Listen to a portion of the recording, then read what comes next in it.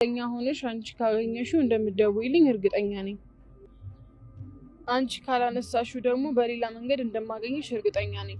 ያ ማለት ይህንን ደብዳቤ ሰኒ ያነበበችው ከሆነ ለማለት ፈልጌ ነው። ራኬብ አንቺ ከሆንሽ ደግሞ ሰኒ አሁንም ከጆከር ጋር መሆኗን ማወቅ አለብሽ። እሺም ቢያገኛት ሰኒና ጆከር አብረው ናቸው ብሎ ቢነግራት ነው።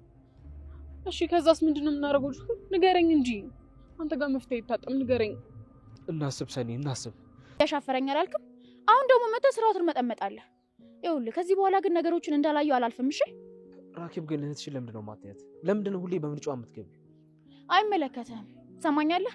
ካንተ በላይ ሰኒን ማቃት ነኝ ነኝ። እሺ ሲጀምር ደግሞ ባለፈው መጥቼ የሚያወራው ስለሷ ስለምጨነቅና ስለማሰብ እንጂ ካንተ ጋር መጥቼ ማውራት ፈልጌ እንዳልሆነ ልቦና ያውቀዋል። ቆይ አንቺ ለምንድነው በእኔና በሷ ህይወት የምትገቢው? ለምንድነው ምርጫዋን የማታከብሩ ይላት እንዴ? ቆይ ሁሌ እህቴ ከሷ ውጪ ሌላ ሰው የለም እንዴ? እሱ አንተን የሚመለከት አይመስለኝም። ትሰማኛለህ? ለእኔ ሰው ኖረም አልኖረም አንዱ እህቴ ብቻ ናት ለእኔ ሰው። አንተም ሆንክ እህትህ ግን ከእህቴ ራስ ላይ ውረዱ። እሺ ምንድን ነው? ምን መሰለሽ ከተገናኘን ትንሽ ቆየ መሰለኝ አይደል? ያው እንደ ጓደኛሞች ተገናኝተን ማውራት አለብን አይደለ? አልገባኝም። እንደ ጓደኛ ለማውራት ነው ማለቴ? ግልጽ ብታደርግልኝ ደስ ይለኛል። ጀስት በቃ እኔና አንቺ አብረን ጊዜ እንድናሳልፍ ፈልጌ ነው። ብሩክ አሁንም ምንም እየገባኝ አይደለም። ቆይ እኔም ማግኘትሽ ደስ አለሽ? ሳትፈልጊ ነው እንደዚህ ድረስ የመጣሽው? አይ እንደዛ አይደለም። እዚህ ራኬብ በምትለኝ አይነት ሰው መሆን አለብህ። ቆይ እንዴት ነው ራኬብ በምትለኝ አይነት ሰው መሆን የምችለው? ይኸውልህ ጆከር፣ በመጀመሪያ አንተ ለችግሮችህ መፍትሄ ማድረግ አለብህ። እንደዛ ከሆነ እኮ ራኬብ ትክክል ነች ማለት ነው። እስኪ አስብ፣ የትኛው እህት ነች እህቷ ላይ ወይም ወንድሟ ላይ ችግር ሲፈጠር ጸጥ ብሎ ሊመለከት የሚችለው? ጣልቃ መግባቷ ፈጽሞ የማይቀር ነው። ስለዚህ አንተ ጠላቶች ካሉበት ጠላቶችህን ማራቅ፣ መፍትሄ ማድረግ ላለብህ ጉዳይ መፍትሄ ማድረግ አለብህ እንጂ የትኛውም ሰው እንደዚህ አይነት ችግር ውስጥ እህቱ ስገባ ጸጥ ብሎ ሊመለከት አይችልም። ስለዚህ ለአንተ ለዚህ ጉዳይ ቀድመህ ቶሎ መፍትሄ ማድረግ አለብህ ማለት ነው። ሰላም እንዴት ናችሁ? በያላችሁበት ሰላማችሁ በዝት ይበል። ለቻናላችን አዲስ ከሆናችሁ ሰብስክራይብ፣ ላይክ እንዲሁም በማድረግ ቤተሰብ ሁኑ። ሀሳብና አስተያየታችሁን ኮሜንት ላይ ጻፉልን። እንግዲህ የብዙዎቻችሁ ጥያቄ ራኬብ የእህቷ ምቀኛ ናት፣ ለምን በእህቷ ትቀናለች ትላላችሁ። አንዳንዶቻችሁም ለእህቷ ስለምታስብ ነው እያላችሁ ነው። እውነት ለመናገር ለእህቷ የምታስብ ብትሆን ኖሮ ቢያንስ ከጠላቶቻቸው ጋር አብራ እንደምትሰራ ሆና የእህቷንና የጆከርን ችግር መፍታት ትችል ነበረ። ነገር ግን በቂ ምክንያት ሳይኖራት በጣም ነገሩን እያካበደችና እያጋነነችው ትገኛለች። እንግዲህ ጠላቶቿቸውን እሷ ታውቃለች። ያው አንድ ብሩክ ነው ሊሆን የሚችለው። አሁን ላይ የብዙዎቻችን ግምት ብሩክ ነው።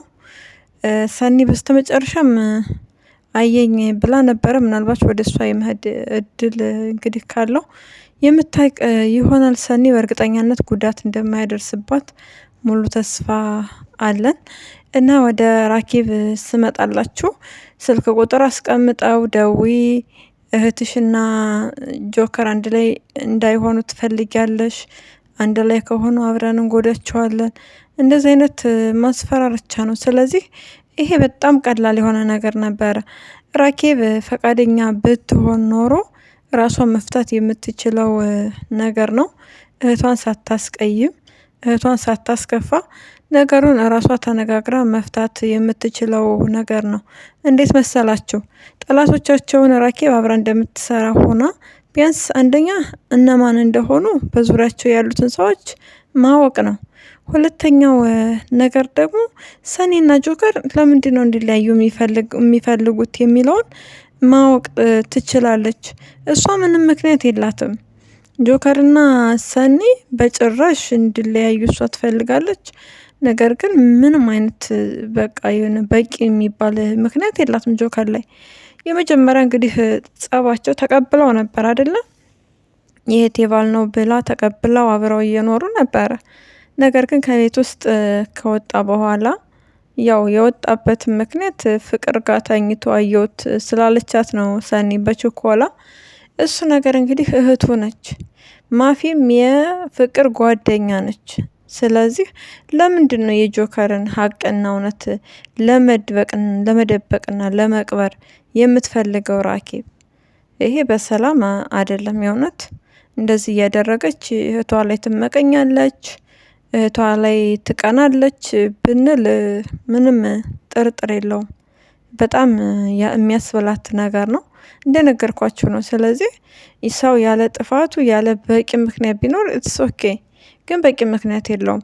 በጊዜውና በሰዓቱ የሆነ ሰዓት ላይ እህቴ ጋር አብራችሁ ሆኖ ተታረቁ ከሰኒ ጋር እህቴ እየተጎዳይ ነው ስትለው ጆከር ትንሽ እንፊጥ ብሎ ነበረ ሰኒን እየወደዳት፣ ነገር ግን ክብሬ ይበልጣል ቀብጥስ መንጥስ ብሎ እሱ ያደረገው ምንድን ነው? ሲፈልጉኝ የሚሄድ ሲያስወጡ ደግሞ የማወጣ አይነት ሰው አይደለውም ነገር ነው።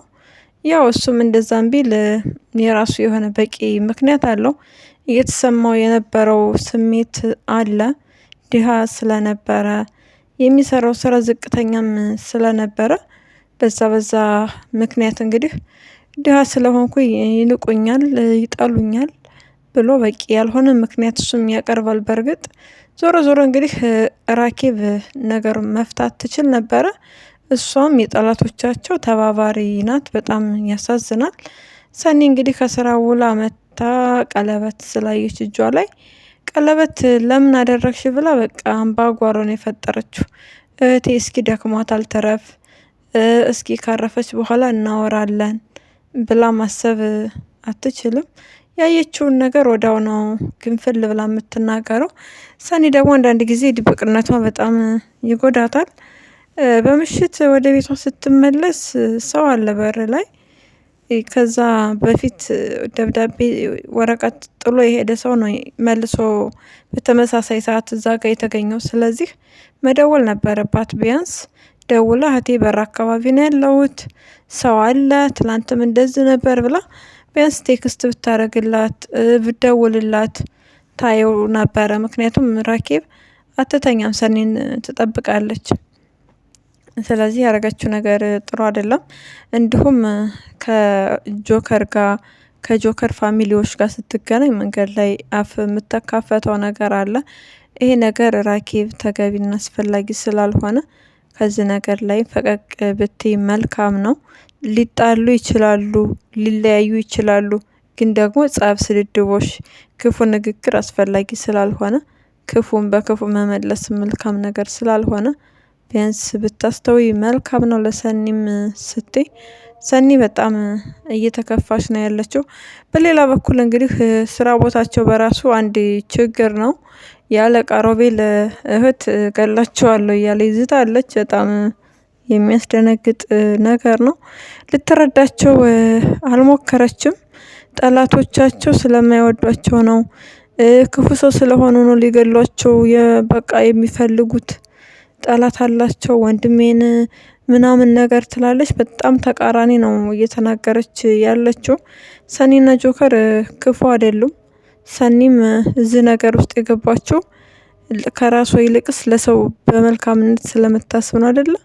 የነ ኪራን ቤት ካርታ ተርፋለሁ ብላ ራሷን እንግዲህ እስከ ማሰዋት ደርሳ የነበረች እንቁ ሴት ናት። ስለዚህ ጆከርም ቢሆን በጊዜው ምንም አማራጭ ስላልነበረው ጎዳና ላይ ስለሆነ ኑሯቸው ከስፒድ ጋር ነው። ያገኙትን በልተው ያገኙትን ሰርተው ስርቆትም ይሁን ምንም ነገር ይሁን ከማድረግ ወደ ኋላ ሳይል በእንደዛ አይነት ህይወት ውስጥ ነው ያለፈው።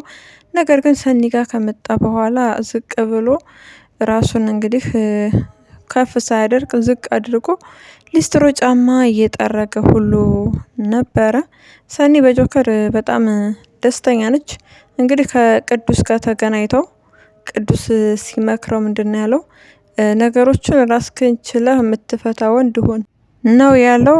እንግዲህ የራሱ የሆነ ቤት ራሱን በቃ በራሱ በእግሩ የሚቆም አይነት ሰው እንደዛ መሆኑን ራኬብ ትፈልገዋለች።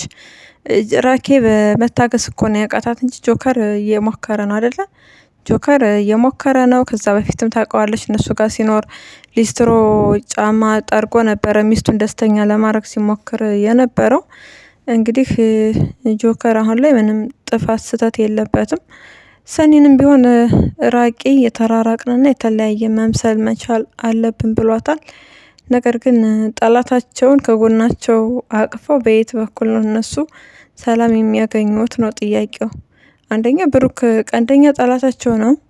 ራኬብ ጋር እያወራ ያለው እሱ ነው በእርግጠኛነት። ምክንያቱም በባለፈውም ከቢሮ መታሳለ ራኬብ ከራኬብ ጋር ያው ወዳጅ ለመሆን እየሞከረ ነበረ። ራኬብ እንዴት ነው እህቷ የምትወደውን ወንድ ትታ የማትወደውን ወንድ እንዲታገባ የምትገፋፋት ለማስማማት የምትሞክረው? አረ ይሄ እኮ በጣም ከባድ ነገር ነው። ይሄ በጣም በቃ ትልቅ በሽታ ነው።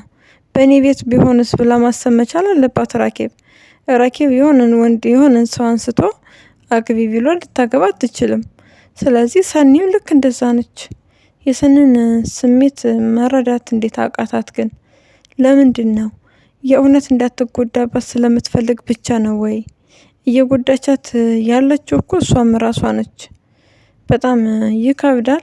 እንግዲህ ካልሆነ ሰኒ ራሷን ችላ ቤት ተከራይታ መውጣት አለባት በእርግጠኛነት። እንግዲህ ስራ ቦታቸውም እንደገለጽኩት የአለቃ ሮቤል እህት እነሱን ከሚያጠቁን በፊት እኔ ያጠቃቸዋለሁ እገላቸዋለሁ እያለች ነው። እውነትም የመድኃኒት ሰዓቷ ያለፈባት ሴት ነው የምትመስለው። በጣም ታስፈራለች፣ ታስደነግጣለች። ሰኒ ለመረዳት እየሞከረች ነበረ። በጣም ከባድ ነው። ቢያንስ ወንድሟ የሚላትን ነገር ብትሰማ መልካም ነገር ነበረ። ስለ ስራ ወረቀት ይዘው ላታያቸው ትችላለች። ነገር ግን ስራውን ጥንቅቅ አድርገው በስነ ስርዓት እንደሚሰሩ ሙሉ ተስፋ አለን። ስለ ግል ህይወታቸው ብቻ እያወሩ አይደለም የሚውሉት። እንግዲህ ቀለበቱ መልሶ አስሮላታል ጆከር። ነገር ግን ብሩክ አይቷል። ብሩክ ባያይ በጣም ጥሩ ነገር ነበረ። ማየት የሌለበት ሰው ነው ያየው። ሚስጥራቸውን የነበረውን ድራማ ሁሉ ስላወቀ በቀጥታ ፍቅርን ደውሎ እንግዲህ ፍቅር ጋር ተገናኝተዋል። ፍቅር ደግሞ እንኳን ዘንቦብሽ እንደውም ጤዛነሽ የተባለላት እሷ ድሮም ወዳው ነበር እንኳን ነይ እንገናኝ ብሏት ወዳው ራሷ ፈቅርሻለሁ ቢላት የፍቅር ጥያቄውን ትቀበላለች በእርግጠኛነት። እንግዲህ ደስ ብሏታል። መደሰት ብቻ አይደለም ወንድሜ እንዳያቅ ግንኙነታችን ወንድሜ እንዳያቅ አልፈልግም ብላለች። በጣም ያሳዝናል። ለወንድሟ ጉድጓድ አብራ ልትቆፍር ነው። ምንም ማድረግ አይቻልም። ጆከር አንድ ላይ እንዳያችው ምኞታችን ነው። ካለበለዚያ ደግሞ ተከታትላ ማፊ ለጆከር ብትነግረው የተሻለ ነገር ነው እንጂ በጭራሽ ጆከርም ማፊም እንዲያውቁባት አትፈልግም። አሁን ላይ ፍቅር አይኗ ስለታወረ ማፊ እየመከረቻት ያለው ነገር በጣም ትክክልና ወሳኝ የሆነ ነገር ነው። ነገር ግን ምንም ልትሰማት ምንም ልታምናትም ሆነ ልትረዳ ፈቃደኛ አይደለችም። ማፊ በጣም ታሳዝናለች። የብዙዎቻችሁ ጥያቄ ነው። በጣም እውነት ነው፣ ታሳዝናለች። ነገር ግን በድል አድራጊነት እንደምትወጣው ሙሉ ተስፋ አለን። እንግዲህ ሳንቾን ሰው እንዲከታተልላት እየጠየቀችው ትገኛለች። እሱም ተስማምቷል። ነገር ግን ሳንቾ ካወቀ በጣም ከባድ ነው። ጎቤው በጣም ጎበዝና ጠንካራ ሰው ነው። አድርግ የተባለውን ነገር ያደርጋል። ነገር ግን ሳንቾ ደግሞ እዛ ሲሉት እዚህ እዚህ ሲሉት እዛ ስለሆነ በጣም ከባድ ጸባይ ነው ያለው። እንግዲህ እንዳይሰማ እኛም ምኞታችን ነው። ገና ከአሁኑ በቃ ሚስጥር ድብቅ ሆንክ የሆነ የምሸሽገኝ ነገር አለ እያለ ነው። እንግዲህ ጎቤውና ሊናን ለማስታረቅ የሄደበት እርቀት በጣም ጥሩ ነው። ጎቤው ግን ይወዳታል፣ የወደዳትም መጥቷል። እሷን ስለሚያስባት ለዛ ነው ይወድሻል ብሎ የነገራት። ሊና ደስ ብሏት ነበረ።